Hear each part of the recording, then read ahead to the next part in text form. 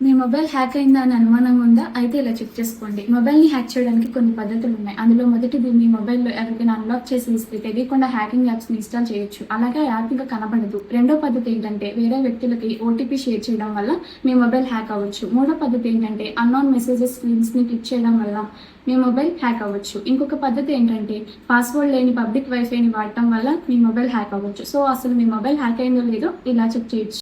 మీ మొబైల్లోని ప్లేస్టోర్లోకి వెళ్ళి ఇక్కడ స్కాన్లో no harmful apps అని చూపించాలి. అలా చూపించకుండా రెడ్ కలర్ హార్మ్ఫుల్ యాప్స్ కనిపిస్తే వీటిని వెంటనే డిలీట్ చేయండి. అలాగే సెట్టింగ్స్లోకి వెళ్ళి స్పెషల్ యాప్ యాక్సెస్ మీద క్లిక్ చేసి డివైస్ అడ్మిన్ యాప్లో కూడా మీకు తెలియని యాప్స్ ఏమైనా ఉంటే వాటిని డిలీట్ చేసుకోండి. ఇంకా మీ మొబైల్ హ్యాక్ అయింది అనడానికి ఇండికేషన్ ఇలా ఉంటాయి. అంటే మొబైల్ వాడకపోయినా సరే హీట్ ఎక్కడం, ఇంకా ఫాస్ట్గా బ్యాటరీ అనేది డౌన్ అవ్వడం. సో ఈ విధంగా మొబైల్ హ్యాక్ నుండి జాగ్రత్త పడండి.